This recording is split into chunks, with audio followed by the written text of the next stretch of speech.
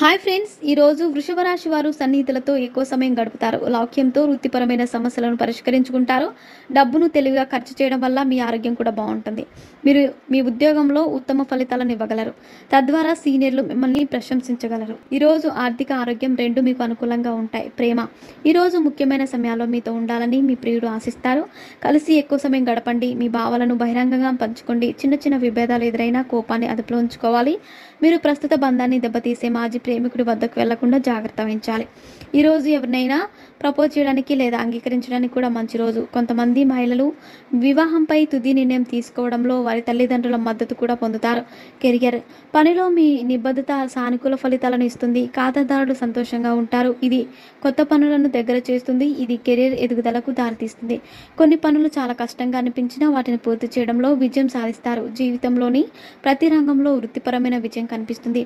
యంత్రాలు, ఆటోమొబైల్స్పై మక్కువ ఉన్నవారు ఈ రంగానికి సంబంధించిన కొత్త విషయాలను నేర్చుకుంటారు. మీరు టీం లీడర్ లేదా మేనేజర్ అయితే మీరు ఆఫీస్లో టీం సంబంధిత విషయాలను దౌత్యపరంగా నిర్వహించాలి. ఇది మీరు ఎంత నైపుణ్యం సాధించారో రుజువు చేస్తుంది. ఈరోజు మీరు ఆర్థికంగా బాగుంటారు. అనేక వనరుల నుంచి డబ్బు వస్తుంది. వృధా ఖర్చులను నివారించండి. బదులుగా సురక్షితమైన పెట్టుబడులను ఎంచుకోండి. ఎలక్ట్రానిక్ వస్తువులను కొనుగోలు చేయడానికి రోజు మధ్యాహ్నం తద్వారా మంచిది. మీరు కొత్త ఇల్లు లేదా వాహనాన్ని కొనుగోలు చేయడానికి ఈ రోజు ఎంచుకోవచ్చు. రోజు ద్వితీయార్థం దాన ధర్మాలకు మంచిది. వ్యాపారస్తులకు పెండింగ్ బిల్లులన్నింటినీ క్లియర్ చేయడం ఆనందంగా ఉంటుంది. ఆరోగ్యం మీ వృషభ రాశి వారి దైనందిన జీవితాన్ని పెద్దగా ఆరోగ్య సమస్యలు ప్రభావితం చేయవు.